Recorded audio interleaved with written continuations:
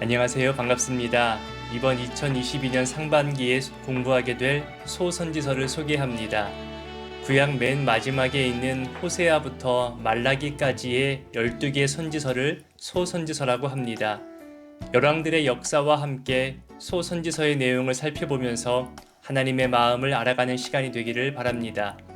잠깐 소개하자면 호세아에서는 음란한 아내 고멜과 또 신실한 남편 호세아의 관계는 음란한 이스라엘과 신실하신 하나님을 나타내고 있습니다. 하나님을 아는 지식이 없으므로 망한다는 내용과 항상 하나님을 바라보며 다른 신을 알지 말라고 합니다. 요엘에서는 하나님께서 유다 백성들의 죄에 대하여 충분히 참으셨음을 알리며 여호와의 날에 대한 경고를 하고 있습니다. 이제라도 마음을 찢고 너희 하나님 여호와께로 돌아오라고 말씀하시며 하나님은 은혜로우시며 자비로우시며 노하기를 더디하시는 분이라고 말씀하십니다. 아모스에서는 우시야 시대의 드고와 목자 중 아모스가 이스라엘에 대하여 이상으로 받은 말씀입니다. 오직 정의를 물같이 공의를 마르지 않는 강같이 흐르게 할지어다라는 말씀과 함께 멸하겠다 하지만 다시 회복하겠다 나를 찾으면 살겠다 이런 말씀을 하십니다. 오바댜에서는 남유다와 북이스라엘이 아닌 에돔 족속을 향한 예언을 합니다. 이웃사랑과 형제사랑에 실패한 에돔의 죄를 보게 되고 영원히 멸절된다는 강한 말씀을 보게 될 것입니다. 요나에서는 마치 하나님과 요나의 숨바꼭질과도 같은 모습을 보게 됩니다. 니느웨가 아닌 다른 곳으로 갔던 요나를 다시 니느웨로 이끌어오는 하나님의 손길을 보게 되고 회개하는 백성을 용서하시는 하나님의 마음을 발견하게 됩니다. 미가에서는 남북 왕국의 백성들을 향해 예배하는 일상, 정결한 삶을 말씀합니다. 여호와께서 구하시는 것은 오직 정의를 행하며 인자를 사랑하며 겸손하게 하나님과 동행하는 것임을 말씀하십니다. 나훔에서는 피의 성 니느웨에 대한 경고의 말씀을 합니다. 오래전 요나의 메시지로 인하여 회개한 니느웨였지만 거짓과 포악이 가득하며 탈취가 떠나지 않는다고 말하며 아무리 강하다 할지라도 하나님 앞에서 없어지게 될 것이라 말씀하십니다. 하박국에서는 질문과 대답의 내용으로 이루어집니다. 악인이 이 세상에서 득세하는 것을 보며 하나님께 질문합니다. 어찌하여 악인이 득세합니까?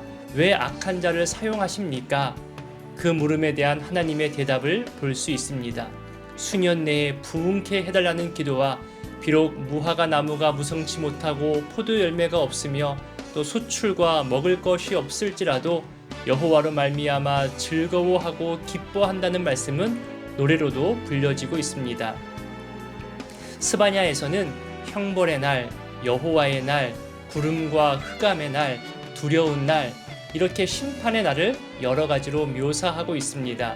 여호와 하나님은 구원을 베푸실 전능자이시며 우리로 말미암아 기뻐하시며 또 잠잠히 사랑하시며 즐거이 부르신다고 말씀하십니다.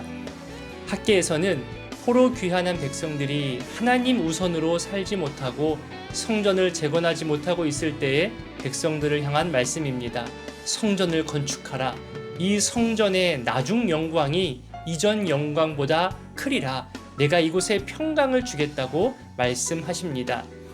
스가랴에서는 성전 재건을 강조하고 있으며 또 메시아 예언이 언급됩니다.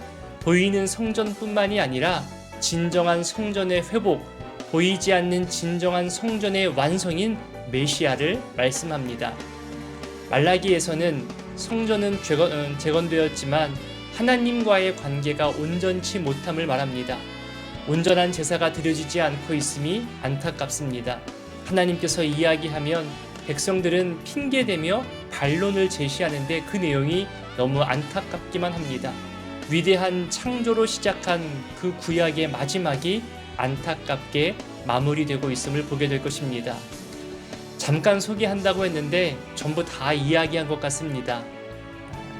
하나님의 마음을 알아가며 또 말씀을 가까이 하는 이번 학기가 되기를 바랍니다. 그럼 3월 개강 때 뵙겠습니다. 늘 평안하십시오.